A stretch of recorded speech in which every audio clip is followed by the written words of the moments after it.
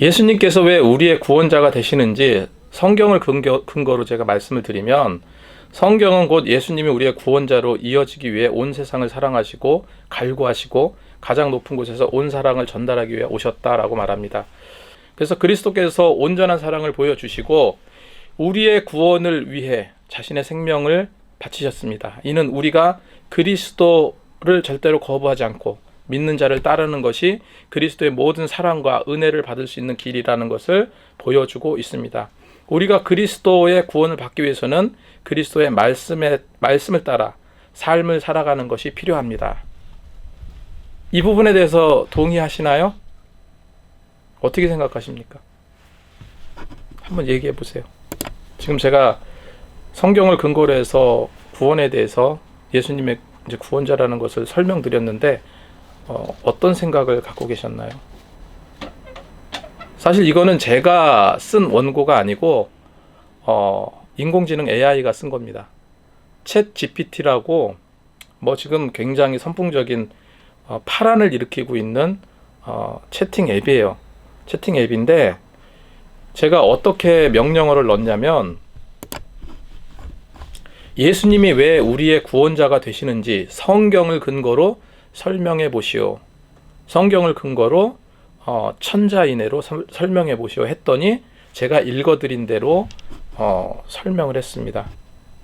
제가 이거를 많은 어떤 분은 이제 교수가 논문을 이렇게 냈는데 그게 이제 패스되고, 그 다음에 레포트를 냈는데 A+를 받고, 또 어떤 판사는 이 챗 GPT를 통해 가지고 판결에 대한 조언을 구했다라는 얘기까지도 나옵니다. 제가 성경을 근거로 이렇게 입력을 했더니 이런 답변이 나왔어요.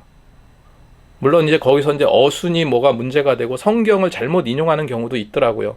예를 들어서 요한복음 3장 16절 말씀을 설명해 봐라 했더니 마태복음 3장 16절을 설명하기도 하고 그렇더라고요. 그런데 중요한 것은 굉장히 놀라운 시대에 우리는 살고 있는 거예요. 이거 입력해봐라 했었을 때 이 천자 넘는 글을요, 불과 한 2-3초가 아니라 1분 안에 다 그렇게 써내려 갔어요. 앞으로도 어떻게 발전하게 될지 모르겠지만 분명히 기억하실 것은 이겁니다. 지금 그 이지성 작가가 그런 얘기를 했죠. 에이트인가? 거기서 이런 얘기도 했죠.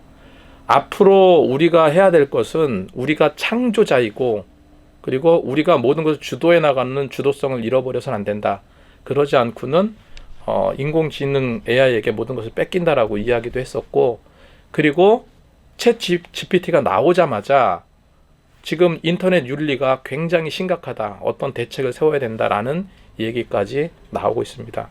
이런 시대에 우리가 살고 있는데 그렇다 하더라도 달라지는 건 없죠. 달라지는 건 없습니다. 왜 그렇습니까? 인공지능 AI는 우리의 제품이에요. 우리 인간의 정서가 그대로 반영된다고 생각하면 됩니다. 더 기도하면서 이렇게 기술적인 발전이 어떤 변화를 줄지 조금 우리가 지켜보고 좀 생각해보는 그런 시간들을 많이 가졌으면 좋겠습니다. 우리와 친구가 되기 원하시는 예수님, 이런 제목으로 말씀을 전하고자 하는데, 오늘 이 말씀을 한마디로 요약하면은 우리가 예수님 사랑 안에 거해야 한다는 것을 어떻게 거할 수 있는가 하는 질문에 대한 답을 찾는 겁니다. 간단해요. 예수님의 계명을 지키면 된다라고 성경은 말하고 있습니다. 그렇다면 예수님의 계명을 지키는 것이 무엇인가? 이것도 간단하게 말씀해 주셨어요. 그것은 뭐냐? 서로 사랑하는 것이다. 그래서 오늘 중요한 요지가 무엇입니까? 첫 번째로 서로 사랑하라입니다. 주님은 서로 사랑하라고 말씀하셨고, 이것이 계명을 지키는 일이라 말씀하세요. 그럼 우리가 어떻게 사랑해야 될까?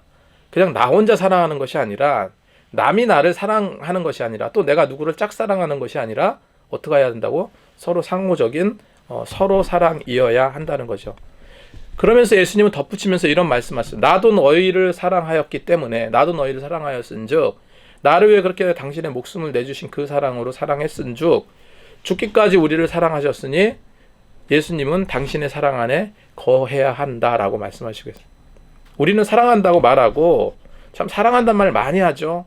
누구누구 부모님한테도 사랑한다고, 자식한테 사랑한다고, 연인 간에 사랑한다고 하는데, 그런 사랑한다는 그 언어적 표현을 통해서 감정의 어떤 공감을 줄 수 있고 위로를 줄 수도 있겠지만 지속적인 사랑을 베풀고 그게 정말 실천해서 유지할 수 있는가 하는 부분에서는 쉽지 않은 일이라 생각해요.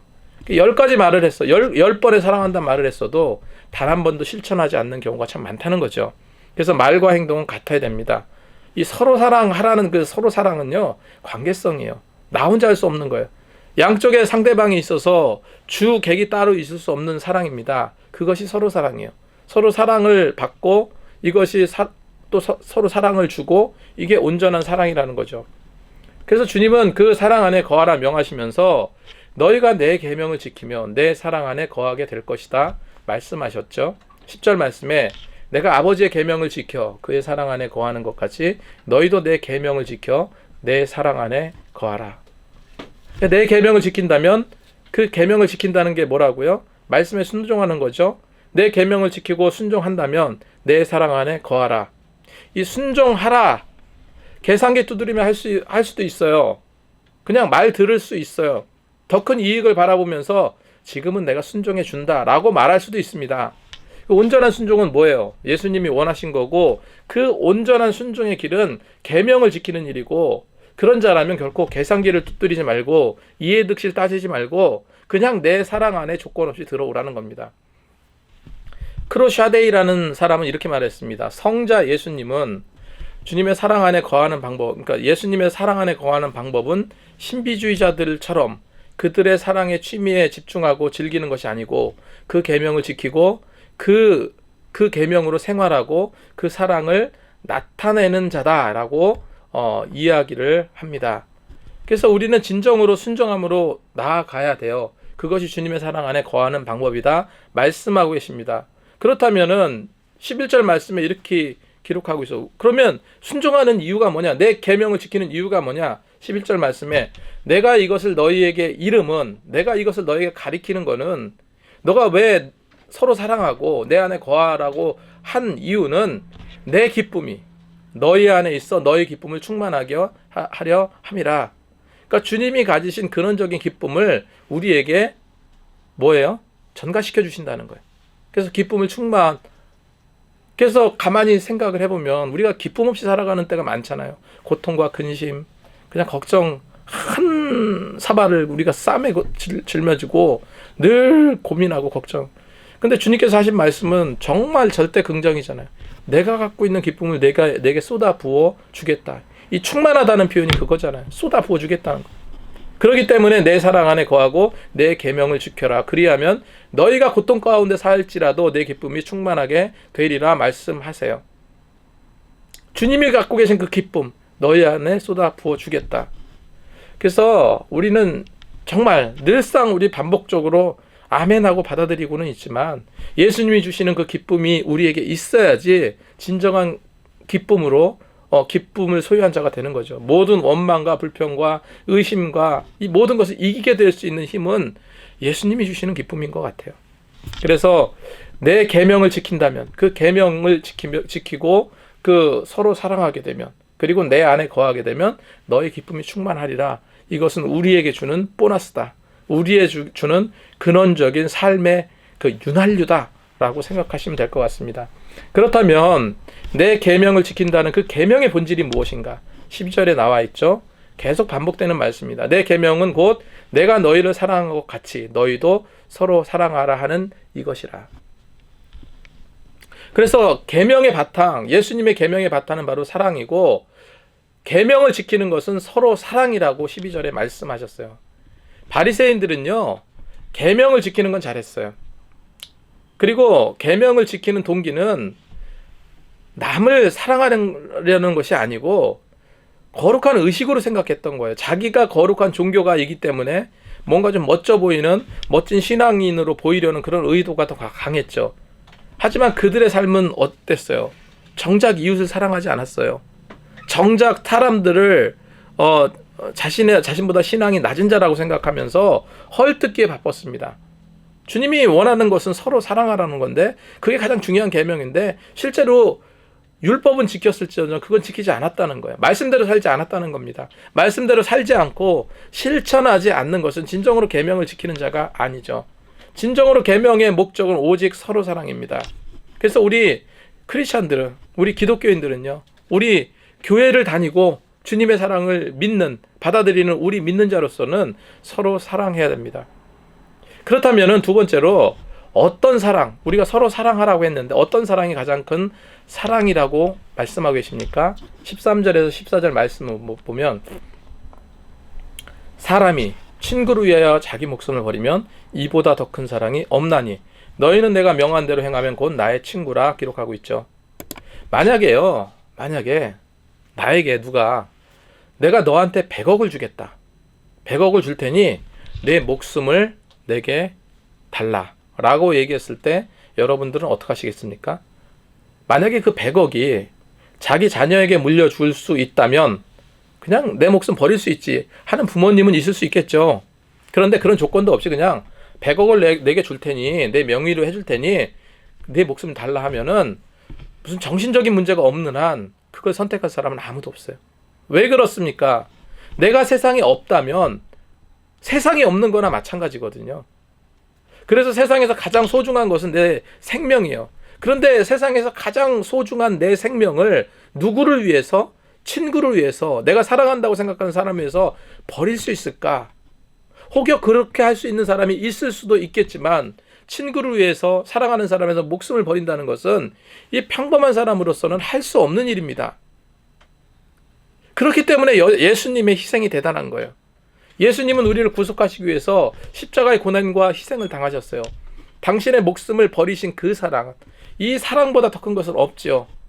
그래서 세상에서 가장 귀한 것을 주님께서는 버리셨습니다. 자기 목숨을 버리신 게 얼마나 소중해요. 그 귀한 목숨을 내놓으면서까지 우리를 사랑하셨어요. 그러면서 우리에게 하시는 말씀이, 우리가 당신의 친구가 되기 원하신다 말씀하시거든요. 왜 우리가 이웃을 사랑해야 되고 왜 어렵고 소외된 자를 돌봐야 합니까? 우리는 모두 그에 비할 수 없는 놀라운 예수님의 사랑을 경험한 자이기 때문에 그래요.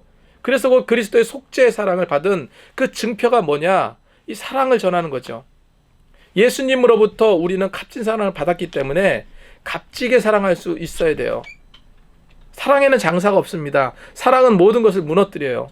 15장 15절 말씀에, 이제부터 너희는 종이라 하지 아니하리니 종은 주인이 하는 것을 알지 못함이라. 너희는 친구라 하였노니 내가 내 아버지께 들은 것을 다 너희에게 알게 하였음이라 기록하고 있어요. 그래서 저는 예수님께서 여러 가지 많은 비유로 말씀하셨지만 저는 이 친구라는 표현이 굉장히 좋아요. 친구, 진정한 친구. 살아보다 보니까 인생에 있어서 진정한 친구를 만나는 것은 굉장히 큰 축복이고 영광이잖아요. 그래서 평생에 진정한 친구 한두 명만 만나도 인생의 그 인생은 성공한 인생이라고 말하기까지 합니다. 그 정도로 정말 진정한 친구가 많지 않아요. 12절 말씀, 내 계명이 곧 내가 너희를 사랑한 것 같이 너희도 사랑하라. 13절, 친구를 위해 자기 목숨을 버리면 이보다 더 큰 사랑이 없다. 이 말씀을 기억하시기 바랍니다.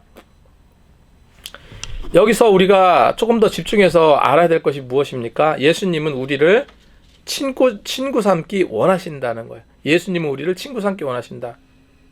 근데 우리는요, 우리 인생은 죄와 사망에 얽매여있던 자였기 때문에 인간의 타락은 결국 하나님과 관계 단절을 불러왔죠. 그래서 우리는 사단의 종이 되어버렸습니다. 고통과 사망에 쌓여지게 되어 있어요. 그 영락없는 종의 모습인 우리 인생이지만 예수님은 그 죄악 가운데, 그 고통 가운데, 그 사망 가운데 우리를 건져내시길 원하셨어요.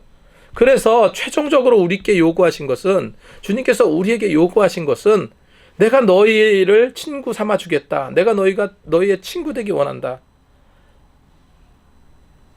근데 가만히 여러분 가만히 생각해 보시면 사람 관계에서 친구 되는 게 쉽습니까? 쉽지 않아요. 친구 되려면 조건들이 있어야 돼요. 서로 만족해야 돼요. 서로 통하는 것이 있어야 친구가 됩니다. 성격도 안 맞고 맨날 친구라고 만나서 지지고 볶고 싸우기만 한다면 어떻게 친구가 됩니까? 서로 성격도 어느 정도 맞아야 되고 취미도 어느 정도 맞아야 돼요. 추구하는 것도 비슷해야 돼요. 그래서 친구 되기는 쉽지 않은 거예요, 세상에. 대부분 친구는 또 이렇게 이야기합니다. 친구가 되려면 어느 정도 격이 맞아요. 내 수준과 형편에 맞아야 된다. 우리 생각에는 그게 무슨 친구의 조건이야 라고 생각할 수 있겠지만, 저기 뭐 삼성전자 이건희 회장이 나랑 친구하기 원하겠습니까? 격이라는 것이 없을 수는 없는 거예요. 마찬가지로 예수님께서 우리의 친구 되기 원하시는데, 인간인 우리가 예수님과 격이 맞습니까? 격이 맞지 않아요. 그렇기 때문에 예수님께서 우리에게 친구가 될 한 가지 방법을 제시해 주고 계신데, 그것이 뭡니까? 14절 말씀에 너희는 내가 명하는 대로 행하면 곧 나의 친구라. 한번 따라하겠습니다. 너희는 내가 명하는 대로 행하면 곧 나의 친구라. 내가 명하는 대로 행하면, 다시 말해서 계명을 지키면 내 친구라 말씀하기. 그런 기준을 우리에게 주신 거예요. 우리는 그렇기 때문에 죄의 유전을 받고 태어난 우리는 그러한 것을 벗어나기 위해서, 세상의 모든 것을 벗어나기 위해서 예수님께서 말씀하신 그 계명을 최대한으로 지키려고 노력해야 된다는 거죠. 12절 말씀에 이제부터 너희는 종이라 하지 아니하리니 종은 주인이 하는 것을 알지 못함이라. 너희는 친구라 하였노니 내가 내 아버지께 들은 것은 다 너희에게 알게 하였음이라. 그래서 예수님은 종과 친구를 비교하면서 설명하고 계시는데, 여러분 아까도 말씀드렸지만 우리는 종을 벗어나야 돼요. 그렇지 않고는 예수님과 친구 될 수 없습니다. 격이 맞지 않는 거예요. 종의 습관을 버려야 돼요. 종의 습관은. 종은 어떤 특징이 있습니까? 첫째로 자유함이 없잖아요. 종이라는 것은 어떤 거예요? 주인이 하는 말에 절대적으로 복종해야 돼요. 거부할 수 없습니다.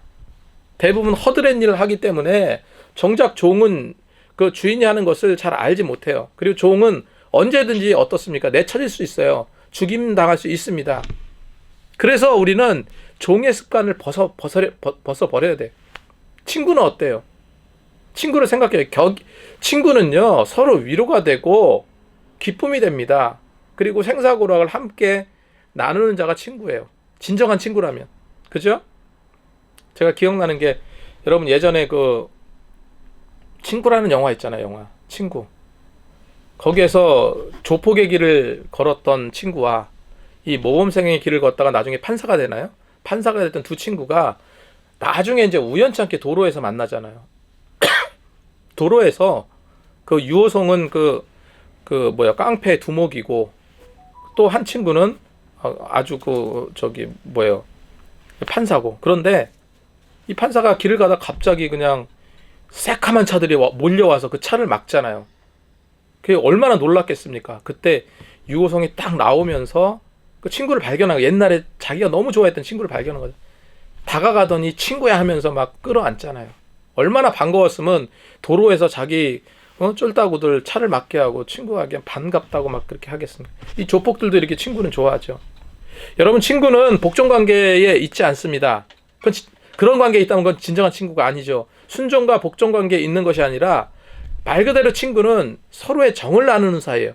그리고 힘들고 어려운 일이 있으면 서로 의논하고 고민하고 같이 웃고 같이 울고 하는 것이 친구예요. 예수님께서 종과 친구의 개념을 말씀해 주셨어요. 15절 말씀에 이렇게 기록하고 있습니다.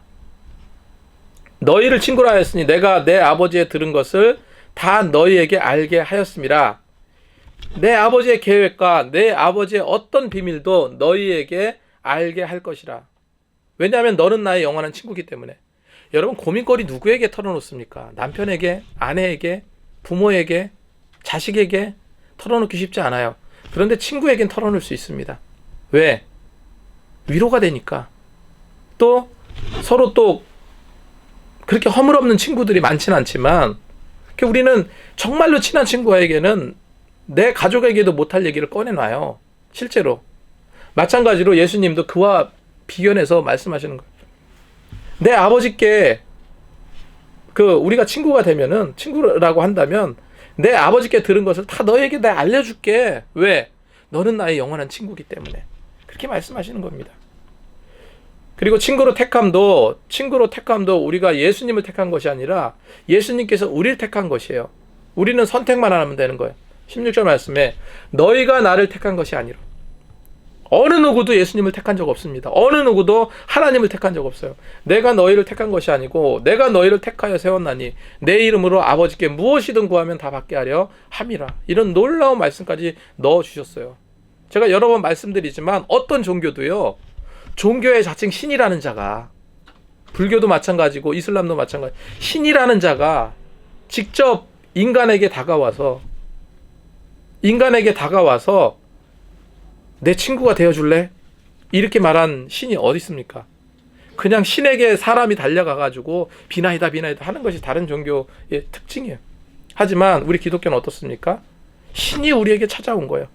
신이 우리에게 찾아와서 나를 믿으면 돼, 이 말씀하신 거예요. 선택권이 누구에게 있습니까? 우리에게 있어요. 친구가 되어주고 안 주고는, 예수님께서 그렇게 우리의 친구 되기를 원하시고, 우리는 주님만 택하고 그 계명을 지키며 나간다면 진정한 친구가 될 수 있다는 거죠. 먼저 우리 친구하자 손 내미신 분이 주님이시라는 거예요. 우리가 어떤 일이든 내 이름으로, 내 이름만 부르면 아버지께서, 즉 하나님께서 모든 것을 다 받게 해주신다, 이런 말씀도 해주셨어요. 아까도 말씀드렸지만 친구 사이는 격이 있어야 된다 말씀드렸어요. 어느 정도 격이 있어야 된다. 예수님과 우리와 온전한 친구, 온전한 관계를 맺으려면은 적어도 넘어야 될 산이 한두 가지 정도 있습니다. 예를 들어 이런 겁니다. 깡패짓 하던 그 아이가 있는데 어느 날 생각을 해봤어. 내가 이렇게 살다가는 평생 잘못된 인생, 걷잡을 수 없는 인생으로 살고 죽겠구나 하면서 반성을 합니다. 이제부터 착하게 살아야 되겠다. 이제부터 지옥 같은 생활 접고 나쁜 짓 하지 않고 착하게 살아야 되겠다. 그렇게 다짐했어요. 그래서 이제부터 나는 손을 씻겠다. 그러자 그 주변에 있던 그 나쁜 친구들이 이렇게 말해요. 야, 너 손 씻는다고? 너희들이 우리를 떠난다고? 배신한다고? 가만두지 않겠어. 하면서 막 그런 거 있잖아요. 막 그냥 못 가게 뭐 때리기도 하고 그 야쿠자 조직들은 거기에 나오려고 하면 손가락 하나 잘라야 된다고 하잖아요. 그런 어떤 일이 생겨요. 마찬가지로 나는 이제 이 세상의 환락과 이 세상의 쾌락과 모든 것을 떠나고 이제 죄와 어둠과 사망 속에서는 더 이상 허우적대지 않고 정말로 참 생명이신 예수님의 품으로 돌아갈 거야. 난 예수 믿고 정말로 믿는 자로 살아갈 거야. 이렇게 다짐하면서 하나하나 믿음의 실천으로 옮겨가려고 노력하는 자가 있다면 마귀 사단은 우리의 심령을 어떻게 건드릴까요? 네가 예수께로 간다고? 어떻게 그렇게 되나 가만히 보자. 가만 내가 안 두겠어 하면서 어떤 심적으로, 환경적으로 여러 가지 상황을 놓고 우리를 그러지 못하도록 보복을 할 겁니다.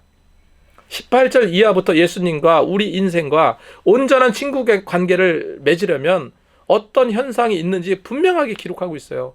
여러분, 그래서 예수님과 친구 되는 게 세상이 늘어진 그 세상에 여기저기 얽혀있는 끈들을 끊어내야 하는 그 과정들이 힘들기 때문에 예수 제대로 믿는다는 것은요, 사실 쉽지 않은 거예요. 18절 말씀에 이렇게 기록하고 있죠. 세상이 너희를 미워하면 너희보다 먼저 나를 미워한 줄 알라. 19절 말씀에 너희가 세상에 속하였으면 세상이 자기의 것을 사랑할 것이나 너희는 세상에 속한 자가 아니요 도리어 내가 너희를 세상에서 택하였기 때문에 세상이 너희를 미워하느니라. 세상이 너희를 미워하느니라 말씀하셨어요. 예수님은 사람들이 나를 박해했기 때문에 너희도 박해받을 것이고 내 말을 지켰은즉 너희 말도 지킬 것이라 말씀하고 계세요.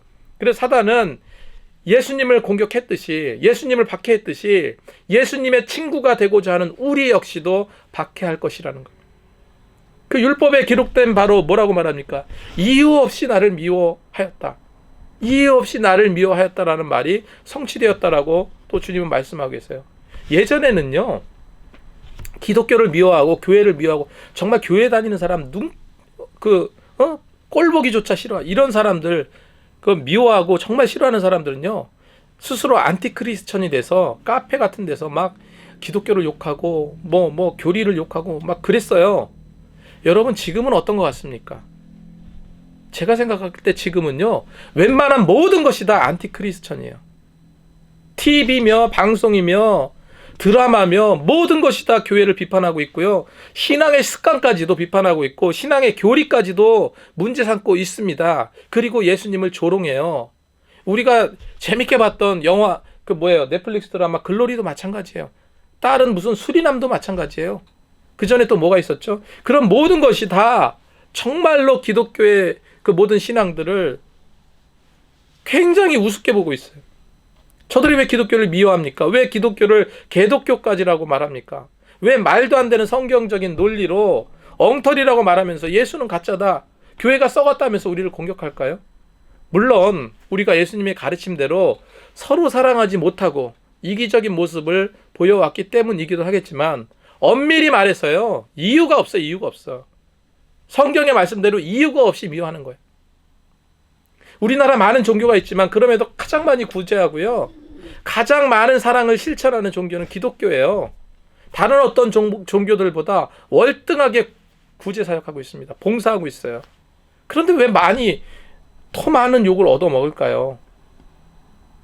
아까도 말씀드렸지만 믿는 자들이 지혜롭지 못하고 그런 부분도 덜어 있지만 근본적인 것은요, 세상에 속해 있는 우리가 예수께로 향하는 그 사실 하나만으로도 이 사단은 미운 거예요. 그래서 우리가 영생의 길로 나가려는 그 사실 하나만으로도 사단은 핍박하고 더 큰 믿음으로 향하지 못하도록 우리를 잡으려는 그 계략으로 꿰고 있는 거예요. 그렇기 때문에 우리는 이런 혼탁한 세상에 우리가 어떻게 신앙생활하며 어떻게 내 신앙을 지킬 수 있을까, 어떻게 더 예수 안에서 진정한 나의 참 친구로 믿고 나갈 수 있을까.